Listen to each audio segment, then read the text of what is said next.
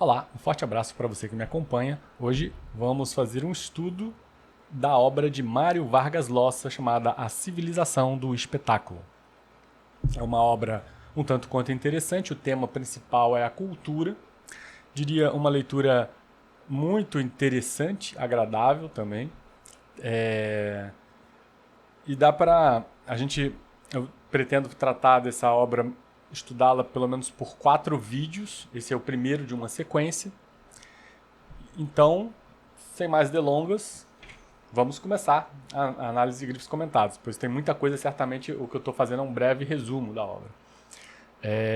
Bom, a primeira coisa que eu mencionei aqui é a descrição e a conceituação de que ele aborda do título, né? A civilização do espetáculo. É uma crítica à sociedade contemporânea, basicamente, aplicada numa visão de cultura do entretenimento. Vamos ver como Mário Vargas Llosa conceitua no seu próprio livro a civilização que ele chama civilização do espetáculo. Sendo que, antes disso, ele vai apresentar a opinião cultural de vários outros pensadores contemporâneos e vai pontuando, contemporâneos ou até mesmo mais antigos. Ele vai comparar T.S. Eliot, por exemplo, né? Entre outros aqui. Ele vai mencionando um a um, Deleuze, Lipovetsky, ele vai comparando até chegar na posição dele. Quando ele chega aqui nessa página, ele chega na posição dele, ele vai definir o que ele considera aí, como ele enxerga a situação cultural contemporânea e como que ele define de civilização do espetáculo e como ele define civilização do espetáculo. Então, aqui está, né? O que quer dizer civilização do espetáculo? É a civilização de um mundo onde o primeiro lugar na tabela de valores vigente é ocupado pelo entretenimento, onde divertir-se, escapar do tédio, é a paixão universal. Então, basicamente, a visão dele é de que as ideias antigas de civilização, de cultura, essa conceituação antiga de cultura vai se deteriorando ao longo do tempo até chegarmos ao que nós temos hoje, em que, na visão dele, cultura seria entreter-se, puramente entreter-se de forma rasa, sem se preocupar com valores maiores, nem com transcendência, nem com questionamentos mais profundos. Basicamente, esquecer-se de si mesmo, né? Essa é a ideia aqui que ele coloca. Para você que não conhece Mário Vargas Llosa, ele é um escritor renomado, prêmio Nobel de literatura, de origem peruana, mas se não me engano ele vive na Europa, acho que oscila entre Madrid e Paris, não tenho certeza. É um pensador que, pelo menos essa obra aqui, eu diria, é bastante interessante, né? Essa análise dele de cultura, né? Ele mostrando a deterioração cultural da sociedade contemporânea. Vamos ver agora o que ele fala em relação ao fim da privacidade, porque é um dos elementos, diria, de uma sociedade que está apoiada puramente em entreter-se. Hoje, nos dias de hoje, essa visão, veja, não é um livro que acabou de sair, não é um livro, é um livro relativamente, vamos dizer assim, novo, é verdade, mas não é um livro que é saído da forma. Ele, se não me engano, ele não tem 10 anos de publicado esse livro, não chega a tanto. Ou, vamos ver aqui mais ou menos. Não tem essa informação aqui. Mas é 2009, né? Então, assim, ainda assim é um livro que antevia muitos dos problemas que nós teríamos mais na frente com o advento das mídias sociais, a era digital. E o fim da privacidade, sem dúvida, hoje, então, não se poderia dizer que algo que esteja mais em voga do que essa fome de invadir a privacidade do outro, ao mesmo tempo um exibicionismo de se mostrar por inteiro, né? Uns aos outros, enfim, virou uma espécie de modinha, né? Vamos colocar assim, a ideia de que todos têm o direito de invadir a privacidade de todos. E a privacidade com isso vai decaindo. Algo que eu não pretendo abordar aqui, mas para você que vai se aprofundar e ler a obra, algo que eu recomendo que faça, pois a análise que eu faço aqui, eu tenho plena consciência disso, é uma análise superficial, da obra, a profundidade mesmo só para quem compra o livro e lê, né? Então, no caso, você tem alguns ensaios, ele é escrito na forma de ensaios, alguns ensaios voltados para a questão do erotismo. E ele mostra o quanto houve degradação também nessa conceituação do erotismo, em grande parte por conta do fim da privacidade, né? E aqui ele vai falar especificamente do fim da privacidade. Vamos ver aqui um trecho um pouco maior.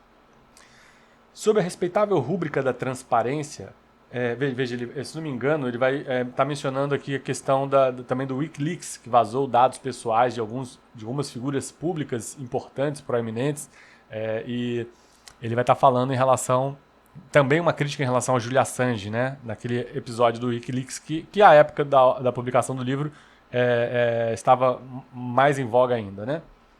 Então, sob a respeitável rúbrica da transparência, na verdade, o sacrossanto direito de todos a saber de tudo, que não haja segredos e confidencialidades que possam contrariar a curiosidade de ninguém. Esse suposto, entre aspas, direito acrescenta ele, parte da atual imbecilização social. Veja, quando ele fala acrescenta ele está falando aqui de um pensador, né, que ele citou antes. Livros do artigo de Fernando Savater, né? Então ele está mencionando aqui o Savater. Então, presume-se esse direito de todos, né, de saberem a respeito de tudo, matar a sua curiosidade. Então esse suposto direito, acrescenta o Savater, né, é parte da atual imbecilização social. E aí o Mário Vargas Llosa coloca, né, concordo com essa afirmação em gênero e número. A revolução audiovisual de nosso tempo derrubou as barreiras que a censura opunha à livre informação e à discordância crítica, né? Então, houve a revolução audiovisual de nosso tempo que derrubou as barreiras que a censura opunha à livre informação e a discordâncias críticas, e graças a isso os regimes autoritários têm muito menos possibilidade do que no passado de manter seus povos na ignorância e de manipular a opinião pública.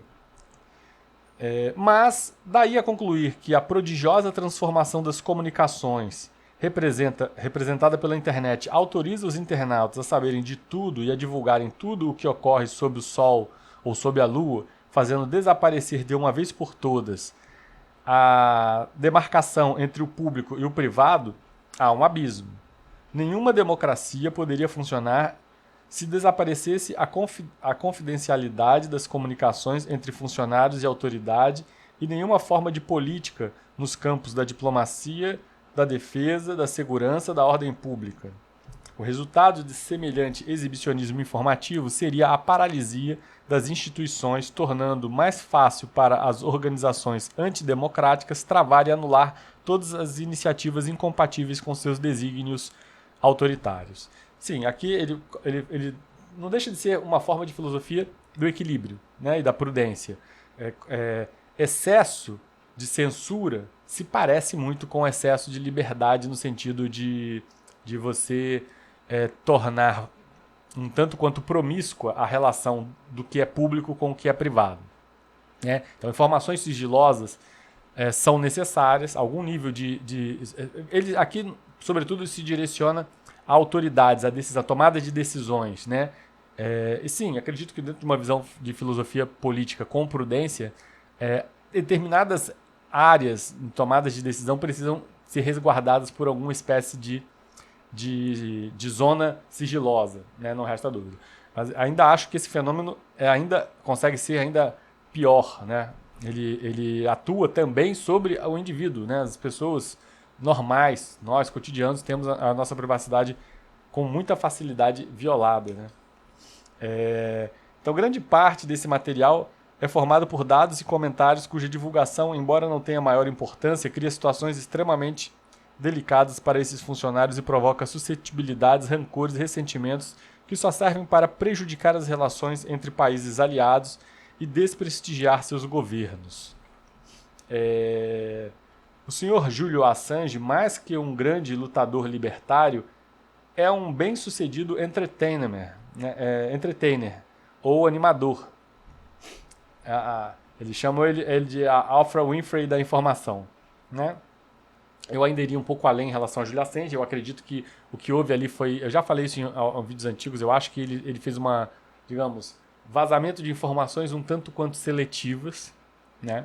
Porque uma das formas de você formar a opinião pública, a contribuir de forma enviesada, vamos dizer assim, é você se dizer vazando informações de todos os lados. Você é isento. Mas aí você, obviamente, causa um prejuízo muito maior a um dos lados do que a outro e, consequentemente, vamos dizer que se você é isento e vazou, a verdade é essa, né? O prejuízo maior causado para um dos lados, se você causou prejuízo para o outro, presume-se que você é isento. Essa é a visão que eu vejo do Julian Assange. Ele quis colar nele uma pecha de isenção que efetivamente não existia quando você vê o tipo de prejuízo que ele causou para cada lado. Se ele não existisse, nosso tempo o teria criado mais cedo ou mais tarde, porque esse personagem é o símbolo emblemático de uma cultura em que o valor supremo da informação passou a ser divertir um público tolo e superficial, ávido por escândalos que escarafunchem a intimidade dos famosos, mostrem suas fraquezas e enredos e transformem nos bufões da grande farsa que é a vida pública. E eu sempre menciono essa questão do que diz respeito ao que se entende como moralidade pública e civil. Efetivamente, nenhum ser humano consegue, de ponta a ponta, cumprir com tudo que a moralidade pública e civil demanda. Né? Mas há um prazer mórbido, sobretudo quanto mais reprimido é um indivíduo por essa moralidade, em atirar pedras em outras pessoas que deixam descolar, vazar brechas, né? da máscara necessária, a necessária máscara civilizatória que todos nós temos que usar. Então, quando alguma pessoa deixa escapar uma brecha, ela esquece que ela tem defeitos, como todos nós temos defeitos, e atira todas as pedras e escancara, tem um prazer, um sadismo enorme de prejudicar, sobretudo, figuras famosas, ilustres, artistas, políticos, né? Quanto maior for a publicidade dessa figura, maior o prazer do homem comum, cotidiano, em atirar pedra, casca de banana, esse tipo de coisa. Então, o que é privado em nossos dias? Pergunta Mário Vargas Llosa.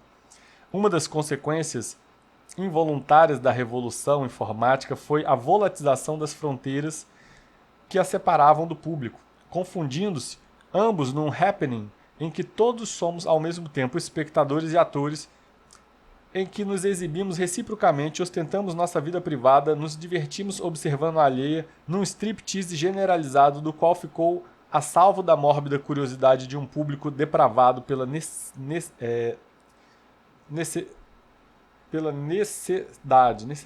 deve ser, né? O desaparecimento do privado, o fato de ninguém respeitar a intimidade alheia, de esta ter se transformado numa paródia numa paródia que excita o interesse geral, e de haver uma indústria informática que alimenta sem tréguas e sem limites o voyeurismo universal, tudo isso é manifestação da barbárie. Pois, com o desaparecimento da esfera privada, muitas das melhores criações e funções do humano se deterioram e aviltam, a começar por tudo o que está subordinado ao cuidado, com certo formalismo, com o erotismo, com o amor e a amizade, o pudor, os bons modos, a criação artística, o sagrado e a moral. E por fim ele coloca: mas que semelhantes tragédias possam chegar a ocorrer porque nossos privilegiados contemporâneos se entediam e precisam de diversões fortes. Né? Então, veja, exatamente nesse ensaio aqui, o Mário Vargas Llosa sugere essa reflexão a respeito dessa vontade, consciente ou inconsciente, de destruir intimidades e privacidades, sobretudo de pessoas que têm maior projeção, mas ele aqui foi além também, mostrou que é generalizado, uns em relação aos outros, né? E o que isso denota, no fundo? O fim da civilização. Isso denota uma barbárie, uma forma de barbarismo. Né? Então vale sim essa reflexão com relação ao fim da privacidade. E aqui mais uma vez ele menciona o erotismo, pois sim, o erotismo demanda privacidade. Sem privacidade, se não houver algo a ser se não houver algo para ser transgredido, não há erotismo. se não houver segredos, mistérios, não há erotismo. Então por isso eu recomendei que ele falasse também, que você lesse também essa parte na obra, né? Mas a questão afeta várias áreas da vida. Ele vai mencionar na cultura, ele vai mencionar a arte, sobretudo a arte, como a arte vem sendo deteriorada por conta desse espírito, né? De espetáculo, de tornar tudo muito digamos, a preocupação máxima é o entretenimento, e ele vai fundo nas origens disso também. Ele vai fazer várias análises muito interessantes, né? Bom, vejamos agora o que ele fala aqui a respeito da cultura de entretenimento no que diz respeito à distinção entre preço e valor, sendo que ele citou um outro pensador, o Martel, né? Martel, 26 e 27. Vamos ver aqui. Né? Cultura de entretenimento que diz respeito à distinção de preço e valor. No livro de Martel não se fala de livros. O único citado em suas várias centenas de páginas é o Código da Vinci de Dan Brown. A única escritora citada é a crítica de cinema Paul Cael. Nem de pintura ou escultura, nem de música ou dança clássica, nem de filosofia e humanidades em geral, mas exclusivamente de filmes, programas de televisão, videogames, mangás, shows de rock, pop ou rap, vídeos e tablets, bem como das indústrias criativas, entre aspas, que os produzem, patrocinam e promovem, ou seja, das diversões do grande público que foram substituindo a cultura do passado e acabarão por liquidá-la. O autor vê com simpatia essa transformação, porque graças a ela, a cultura mainstream, ou cultura do grande público, arrebatou a vida cultural à pequena minoria que antes a monopolizava e a democratizou, pondo ao alcance de todos, também porque os conteúdos dessa nova cultura lhe parecem em perfeita sintonia com a modernidade, com os grandes inventos científicos e tecnológicos da vida contemporânea. Então, até aí, Mário Vargas Llosa pontua a visão desse escritor, o Martel, né? Que é, sem dúvida, um otimista em relação ao fenômeno que ocorre, né? E aí, obviamente, ele vai tentar trazer contrapontos. Ele coloca: a imensa maioria do gênero humano não pratica, não consome nem produz hoje outra forma de cultura que não seja aquela que antes era considerada pelos setores cultos de maneira depreciativa mero passatempo popular, sem parentesco algum com as atividades intelectuais, artísticas e literárias que constituam a cultura. A diferença essencial entre a cultura do passado e o entretenimento de hoje é que os produtos daquela pretendiam transcender o tempo presente, continuar vivo nas gerações futuras, ao passo que os produtos deste são fabricados para serem consumidos no momento e desaparecer, tal como biscoitos ou pipoca. Né? E aí ele, obviamente, vai tecer uma série de citações aqui, citar Tolstói, Thomas Mann, James Joyce, William Faulkner, né? Ele vai tecer e comparar com a cultura presente aqui, atual, né? Shakira, essas coisas, né? Então, cultura é diversão e o que não é divertimento não é cultura, né?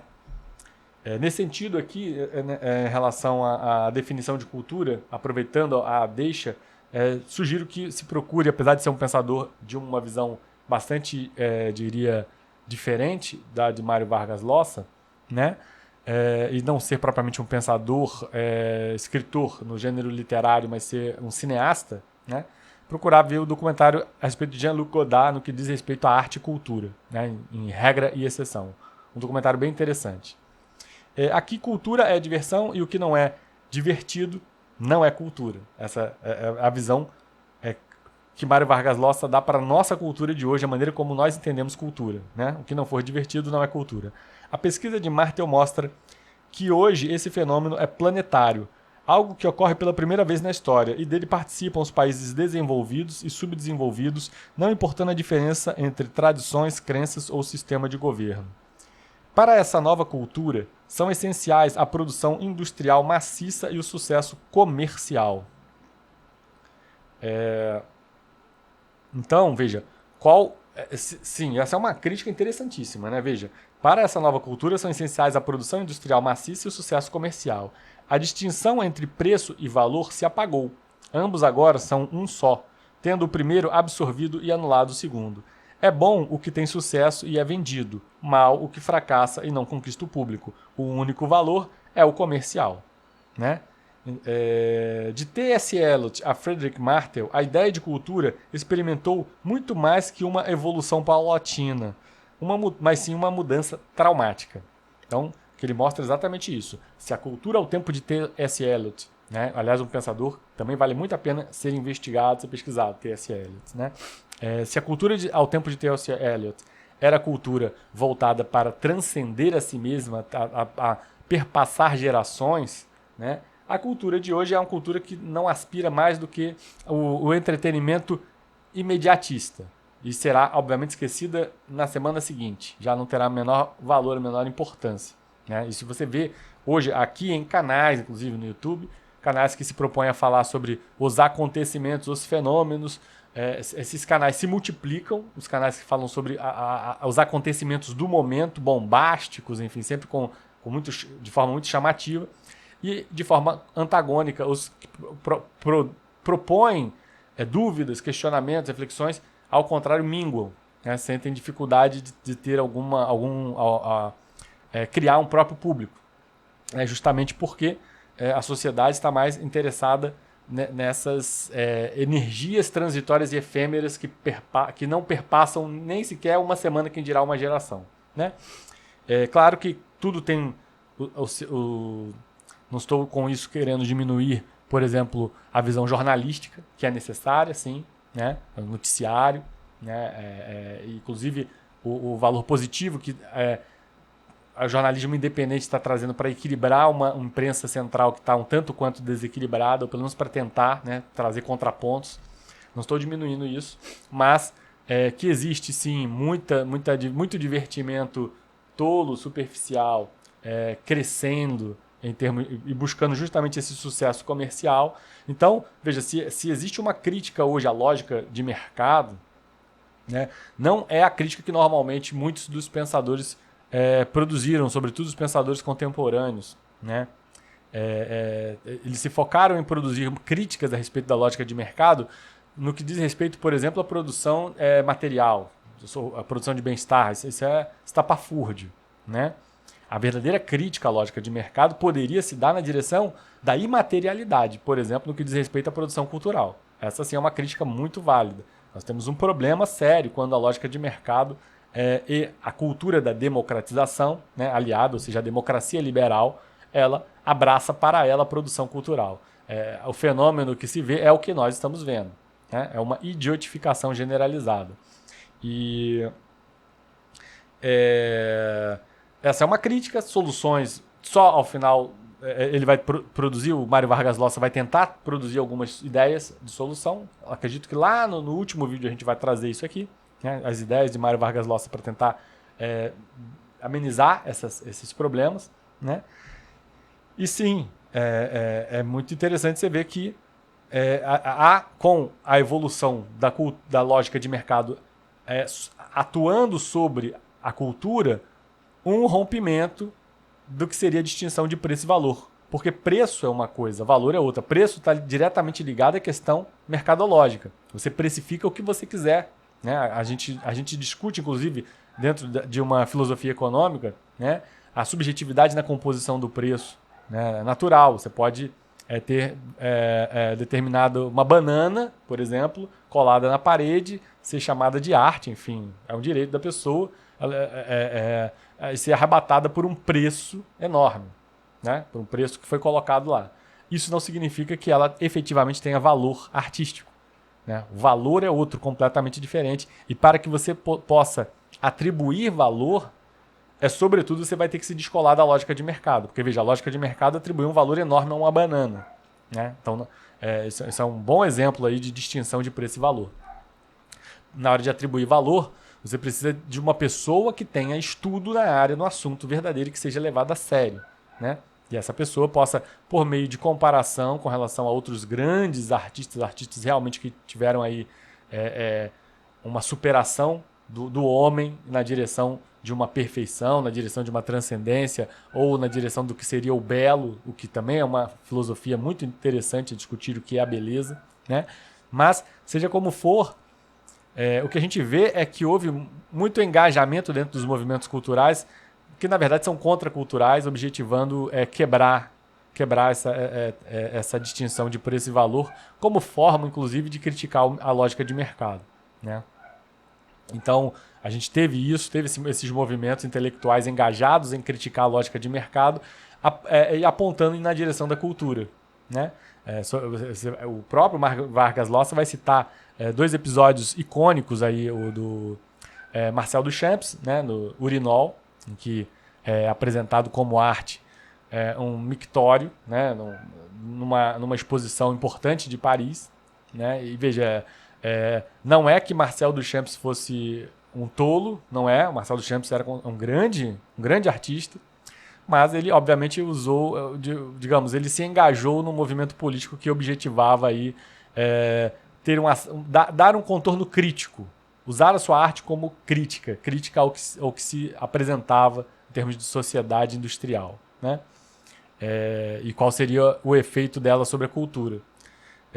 E da mesma forma vai ter, eu não me lembro agora o nome do pianista, é um pianista também, um maestro pianista, que inclusive disponibilizado o vídeo dele no YouTube, que faz uma música de o nome da música é 3:33, é uma coisa assim, que ele simplesmente se recusa a tocar por esses 3 minutos e 33, ele fica em cima do piano gravando silêncio, né? Não deixa de ser também mais uma forma de engajamento dentro da arte, né? E o Mário Vargas Llosa vai estar mostrando que, de certa forma, isso acaba revelando alguns apontamentos que a teoria crítica faz em relação ao mercado. A teoria crítica aponta que essa distinção de preço e valor inexiste numa sociedade de mercado, e, de fato, ela prova isso quando ela sugere que um urinol possa ser arte e as pessoas aplaudem, né?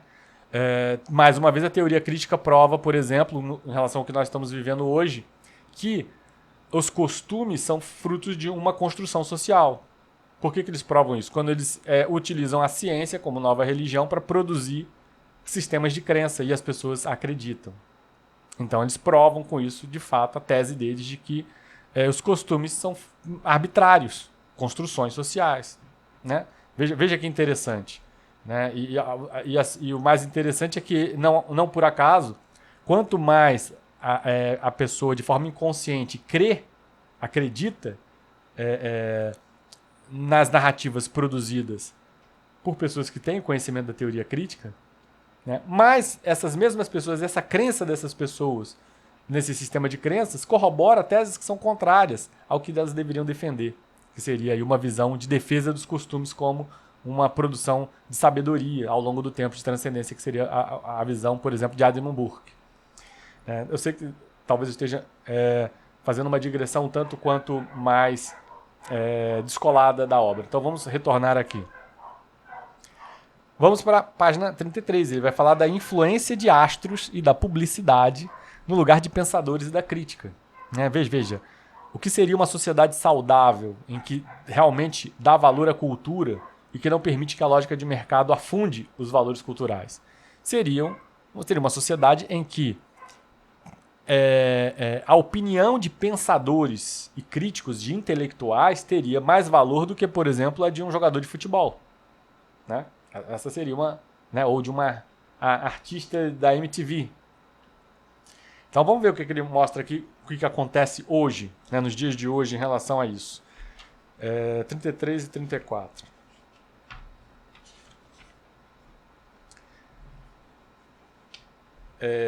O vazio deixado pelo desaparecimento da crítica possibilitou que, insensivelmente, a publicidade o preenchesse e se transformasse atualmente não só em parte constitutiva da vida cultural, como também em seu vetor determinante. A publicidade exerce influência decisiva sobre os gostos, a sensibilidade, a imaginação e os costumes. A função antes desempenhada nesse âmbito por sistemas filosóficos, crenças religiosas, ideologias e doutrinas, bem como por aqueles mentores que na França eram conhecidos como os mandarins de uma época, hoje é exercida pelos anônimos diretores de criação das agências publicitárias. Então, quando uma cultura relega o exercício de pensar ao desvão das coisas, fora de moda, substitui ideias por imagens. Né? Aqui eu já estou então, certo? Os produtos literários e artísticos são promovidos, aceitos ou rejeitados pelas técnicas publicitárias e pelos reflexos condicionados de um público que carece de defesas intelectuais e sensíveis para detectar os contrabandos e as extorsões de que é vítima. Simplesmente fantástico. Simplesmente fantástico a escrita do Mário Vargas Llosa. Né? Exatamente. A população em geral carece de defesas intelectuais. Né? Veja como isso vale para as narrativas científicas que permeiam hoje a sociedade, mas também vale para a cultura, para a definição do que é arte. Né? Veja como isso tem uma validade ampla. Né? E sim, já que ele carece de defesas intelectuais, precisamos de pessoas que assumam a responsabilidade em discernir, dar a visão correta, adequada do que é ciência e do que não é, do que é jornalismo, do que não é, do que é cultura, do que não é, do que é arte e do que não é. É essa carência, essa lacuna, esse vazio que vem sendo deixado de lado e que, infelizmente, as pessoas que hoje ocupam a posição de responsabilidade no que diz respeito a isso, a essas demandas, a essa responsabilidade pública, as pessoas que ocupam essa posição, elas estão realmente pegando um urinol e oferecendo à sociedade como arte, ou estão simplesmente fazendo greve, não tocando o piano por 3 minutos e 33 segundos. Elas estão fazendo greve. Ou elas estão pior, abraçando as próprias narrativas. As próprias narrativas, elas estão abraçando. Então, naturalmente, a sociedade ela carece. Como bem colocado aqui, o homem comum, mediano, ele carece de defesas intelectuais para ter discernimento. Se tudo que ele dispõe é de uma intelectualidade que está fazendo greve, né, contribuindo para esse nivelamento por baixo da cultura e do entendimento sobre a realidade, né, eles estão contribuindo para a ideia de que não existe realidade, que só existem símbolos, né? De que as palavras são meras simbologias, né? Que tudo é uma fantasia, porque essa intelectualidade crê de boa fé nisso. Então, o que esses intelectuais estão fazendo na prática é se anulando, não exercendo a função que a eles era incumbida. E aí, veja que situação dramática. O homem comum precisa, o quanto antes, começar sozinho, já que ele está sem pai nem mãe, vamos colocar assim. Se ele não quiser se imbecilizar e quiser se descolar de uma sociedade imbecilizada, ele vai ter que sozinho começar a buscar conhecimento, ler, né? Sozinho começar a tomar atitudes na vida. Pois senão ele vai estar vivendo aí uma barbarização crescente na sociedade. Esse entendimento de cultura, veja, é preocupante. Entendimento de cultura decaiu profundamente. Ele coloca que a publicidade é quem passa a dizer o que é cultura. Cultura é o que vende. Cultura é o que vende. O que é cultura? É o que vende. Aí você diz, isso é culpa do capitalismo. Peraí, mas vende para quem? Vende para a sociedade. Então isso é culpa da democracia. E aí? É do capitalismo ou é da democracia? É do que se chama democracia liberal. Mas, sobretudo, é fruto da autoanulação de uma casta de pessoas que deveriam assumir a responsabilidade e, ao invés disso, estão abraçando esse processo de civilização do espetáculo. Né? Então, vamos continuar aqui. Ele vai falar agora da influência de astros. Né? Eu tinha até falado sobre isso aqui. Influência de astros e publicidade. Tá aqui, na página 15. Também. Não, desculpa. Eu já falei sobre isso. Vamos falar sobre a falta de memória agora. Página 45. A falta de memória. É óbvio que uma população que está imersa numa cultura de entretenimento. A gente pode citar aí o duplo pensamento produzido por George Orwell na obra clássica 1984. Ali era uma sociedade, o Orwell já vislumbrava isso, uma sociedade sem memória. Uma sociedade que o governo brincava com a realidade, o quanto queria, e as pessoas acreditavam porque elas estavam vivendo o imediato. Né? Então, tá aqui a questão da falta de memória, de acordo com Mário Vargas Llosa. Otávio Paz indicou com exatidão o caráter efêmero, imediatista das ações, ou melhor, simulacros, dos políticos contemporâneos. Mas a civilização do espetáculo é cruel. Os espectadores não têm memória, por isso também não têm remorsos, nem verdades, nem verdadeira consciência. Veja, vivem presos à novidade, não importa qual contanto que seja a nova. Esquecem depressa e passam a se pestanejar das cenas de morte e de destruição da Guerra do Golfo Pérsico, as curvas, contorções e trêmulos de Madonna e Michael Jackson.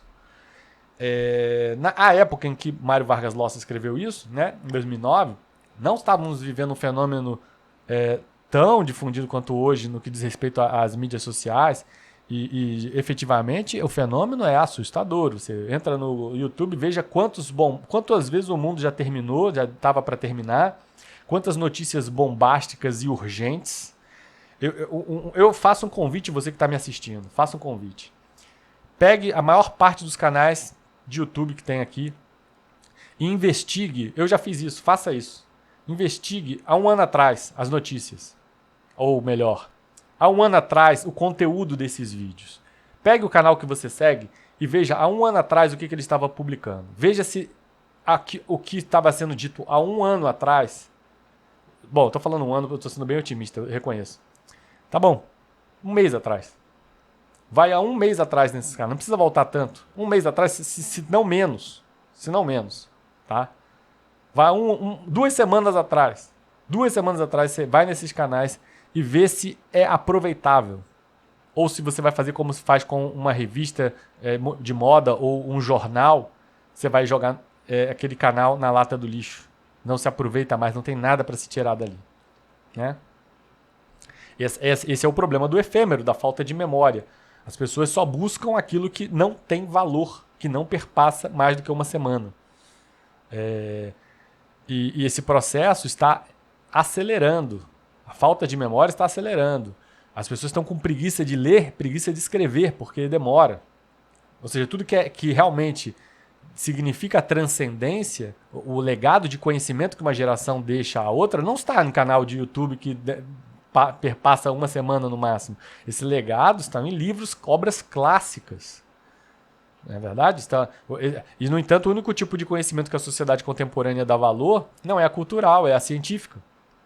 É a científica porque acredita-se que pode se viver eternamente. Então vamos investir em bem-estar. Então fica bem-estar, bem-estar, bem-estar e não há nenhuma preocupação com o que realmente nos torna civilizados, que foi o legado. O que nos torna civilizados não é um computador. Você pode ser um bárbaro com um computador na frente, com tecnologia. Você pode ser um gorila, um chimpanzé com muita tecnologia. O que te torna civilizado verdadeiramente é a cultura. É ela que te torna civilizado, te torna um ser humano e se distancia dos outros animais. A ciência, ela é apenas uma decorrência da cultura. Ela não cria cultura, é a cultura que cria a ciência. E isso a sociedade está perdendo. E, consequentemente, estamos caminhando em direção ao primitivismo. O Mário Vargas Llosa muito bem coloca aqui o problema da falta de memória. Tem que ser levado a sério essa questão. Vamos agora aqui no que se diz respeito à metamorfose no significado de cultura. Excelente proposta de Mário Vargas Llosa, considerando vários pensadores. Ele vai perpassando o tempo e falando sobre a mudança do que significa a palavra cultura. Começar aqui, no 11, ele fala: a cultura, no sentido tradicionalmente dado a esse vocábulo, está prestes a desaparecer em nossos dias. Mas apenas de fazer constar a metamorfose pela qual passou aquilo que se entendia ainda por cultura. T.S. Eliot, vai falar de T.S. Eliot, embora só transcorrido pouco mais de 60 anos desde a publicação de seu ensaio Notas para uma Definição de Cultura, em 1948, quando relemos hoje em dia, temos a impressão de que ele se refere a um mundo remotíssimo, sem conexão com o atual. Abre aspas aqui para T.S. Eliot. E não vejo razão alguma pela qual a decadência da cultura não possa continuar e não possamos prever um tempo de alguma duração que possa ser considerado desprovido de cultura. E aí Mário Vargas Llosa pondera. Antecipando-me sobre o conteúdo de A Civilização do Espetáculo, direi que esse tempo é o nosso. Veja, a previsão que T.S. Eliot fez em 1948, de acordo com Mário Vargas Llosa, ou seja, um tempo em que não há cultura, de acordo com Mário Vargas Llosa, esse tempo é o nosso. É esse o tempo. Não há cultura. T.S. Eliot afirma que a alta cultura é patrimônio de uma elite e defende que assim deve ser, porque, afirma ele, é condição essencial para a preservação da qualidade da cultura, para a preservação da qualidade de cultura de minoria, que ela continue sendo uma cultura minoritária. Tal como a elite, a classe social é uma realidade que deve ser mantida. Elite que, em caso algum, deve identificar-se totalmente com a classe privilegiada ou aristocrática da qual seus membros procedem em maior número. Então, veja, é preciso que haja hierarquia. Quando ele fala isso, ele fala cultura é hierarquia. Você querer criar igualitarismo cultural é querer barbarizar a sociedade. Existe uma minoria que tem mais cultura, existe o inculto que precisa se instruir com o culto. Essa é a questão. E não significa que necessariamente o culto, a classe privilegiada, só possa dialogar entre si mesma e que não possa ter nenhuma espécie de influência. Aqui ele coloca, né? Não precisa identificar-se totalmente com os valores da classe, identificar-se totalmente com os valores da classe privilegiada. Eles podem sim ter alguma inclinação, inspiração, como por exemplo Vila Lobos teve para fazer o trenzinho caipira, né? Não se pode conceber uma cultura idêntica da aristocracia e do campesinato, por exemplo, embora ambas as classes compartilhem muitas coisas como religião e a língua. Essa ideia de classe não é rígida nem impermeável para T.S. Eliot, mas aberta. Uma pessoa de uma classe pode passar para outra superior e descer para uma inferior, e é bom que assim seja, embora isso continue mais a exceção do que a regra. A ingênua ideia de que, através da educação, se pode transmitir cultura à totalidade da sociedade está destruindo a alta cultura, o que a gente chama de alta cultura, pois a única maneira de conseguir essa democratização universal da cultura é empobrecendo-a, tornando-a cada dia mais superficial. Assim como, segundo Eliot, é indispensável a existência de uma elite para sua concepção de alta cultura, também é indispensável que numa sociedade haja culturas regionais que alimentem a cultura nacional e simultaneamente façam parte dela, existam com seu próprio perfil e gozem de uma certa independência. É importante que um homem se sinta não só cidadão de uma nação em particular, como também cidadão de um lugar específico de seu país que tenha suas lealdades locais, assim como a lealdade à própria classe, que isso surge da lealdade da família. Isso aqui de acordo com o T.S. Eliot. Então, aqui, né, estamos falando da metamorfose. Né? Já passei até demais, li até demais. Então vamos ver aqui a questão da metamorfose. A cultura foi mudando de nome, de entendimento, até chegarmos a um tempo em que não há mais cultura de acordo com o T.S. Eliot. E sim, é preciso que haja uma hierarquia, é preciso que quem está em cima não esteja fechado só dialogando entre si, que esteja aberto para receber influências de quem está de baixo, mas é preciso que permaneça essa hierarquia. E aqui, mesmo que compartilhem cultura e religião, língua e religião, é preciso que haja essas elites. E essa ideia o que vem estragando aqui a sociedade, de acordo com Mário Vargas Llosa. Essa ingênua ideia de que através da educação se pode transmitir cultura à totalidade da sociedade, destruindo, é essa que está destruindo a alta cultura. Porque quando você tem essa ideia de que vamos democratizar a cultura, dar acesso, inclusive fazer a inclusão social ampla e restrita, educar a todos, educação é um direito, quando você vem com esse discurso, o que você está fazendo em alguma medida, sobretudo quando você usa como instrumento, por exemplo, medidas igualitaristas e totalmente anti-meritocráticas, como, por exemplo, cotas, você está destruindo uma universidade. Né? Certamente está destruindo uma universidade. pior do que destruir uma universidade. Você está destruindo a cultura. Porque a universidade ela pode ser destruída e a cultura continuar. O problema é quando você destrói o entendimento do que é cultura. Esse é o problema. Cultura deixa de ser algo em que as pessoas de baixo precisam se esforçar muito para, quem sabe, conseguir. E muitas delas vão terminar a vida e não vão conseguir. Não, cultura passa a ser um direito em que todos têm acesso. Aí você diz, bom, então todos têm acesso a ler Goethe e a ler Dante, Alighieri. Sim, mas como que você vai fazer com que todos efetivamente compreendam a leitura? Como que você vai fazer com que todos realmente ascendam culturalmente? Essa inviabilidade, há uma inviabilidade, e sobretudo quando você diz que vai ascender igualitariamente, de forma igual, a igualdade tende a nivelar por baixo. Essa é a questão. Então o que você faz na prática, o que você consegue produzir na prática, não é a ascensão cultural de quem está embaixo, mas é que haja um submergir de quem está em cima em direção às massas, né? E a formação do que se chama de cultura de massa. As universidades não podem manter o mesmo nível, pois começam a abrigar alunos que não têm capacidade de entender aqueles conhecimentos e, consequentemente, o ensino decai de qualidade.